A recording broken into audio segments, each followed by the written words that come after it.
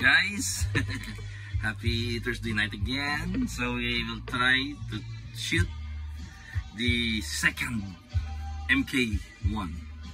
We tried this a while ago, this one. So this one is the second one. You know. Okay. Unsafe position. Santa, thank you. Santa Conrad. Outdoorzone.ie. Outdoorzone.ie.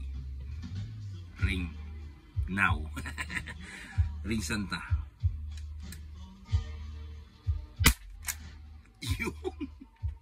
Cross arms. With your mark. Yun. The best. Maganda to eh. This is good for sniper, no? Yun. Accurate to. Yun. Yun.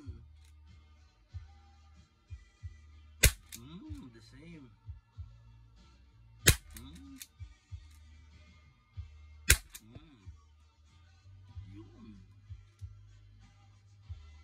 Yun. Cross arms. I know you're smiling. Yun. Ikaw ah. Yun. Yun. Yun. Hit! Sabay ka na, no? Yun. That's it. Only 17 rounds. Pero, guys, don't put it into 17. Just put maybe 15 BB so that the spring is, you know, will not be disgraced. So, it holds 17 BBs. But, suggestion, only 15. Okay, 14. Don't overuse the, you know what I mean, the spring. Okay, only 15 BBs will do. So there's an extra, 2 BBs.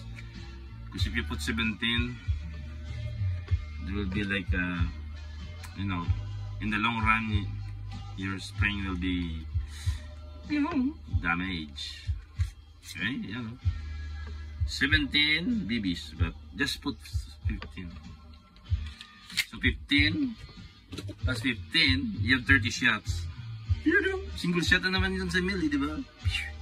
Pew, pew, pew. That's good now. That's okay. 30 shots. Bang, bang, bang, bang.